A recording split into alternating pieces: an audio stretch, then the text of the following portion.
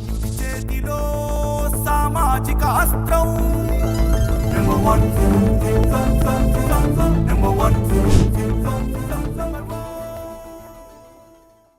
Welcome to number 1 news. నేను నందిని. విజయవాడ ఇంద్రకీలాద్రిపై జరుగుతున్న దసరా శరన్నవరాత్రులలో మొదటి రోజైన సోమవారం బాలా త్రిపుర సుందరీ దేవిగా దర్శనమిస్తున్న అమ్మవారిని మాజీ ఉపరాష్ట్రపతి ఎం వెంకయ్యనాయుడు, ఎమ్మెల్యేలు కామినేని శ్రీనివాస్, సుజనా చౌదరితో కలిసి దర్శించుకున్నారు. ఈ సందర్భంగా వెంకయ్యనాయుడు మాట్లాడుతూ అమ్మవారి దర్శనం చేసుకోవటం ఎంతో సంతోషంగా ఉందని చెప్పారు. రాష్ట్ర ప్రజలకు శుభం కలగాలని, వర్షాలు సమృద్ధిగా కురిసి రాష్ట్రం సుభిక్షంగా ఉండాలని ఆయన ఆకాంక్షించారు.